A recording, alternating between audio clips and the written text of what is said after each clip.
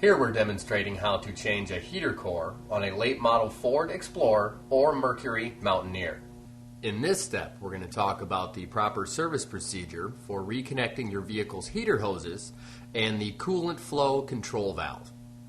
What we have here, if you take a look down inside, you can see the nipples of our new heater core. They're indicated by the blue plastic caps. You're going to want to leave the caps on until this step to avoid getting any kind of contamination in your heater core.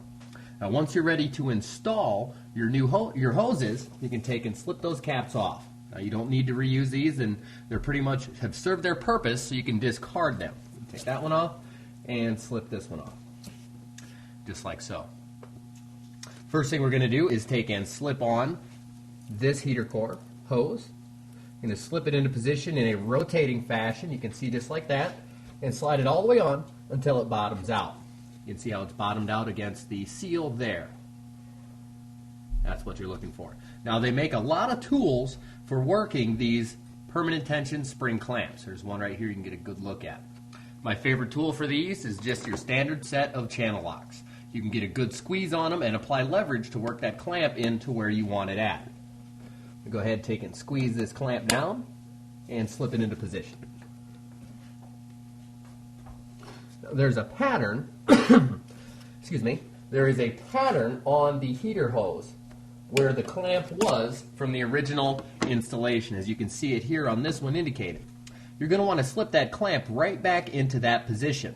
That's the way the heater hose has spent its whole life, and it's really used to having that clamp in that location. So you're going to want to make sure to get that on in the exact same way. I'm going to go ahead and take and slip on the second heater core hose in a rotating fashion, just like so, until it bottoms out all the way against the seal on the firewall.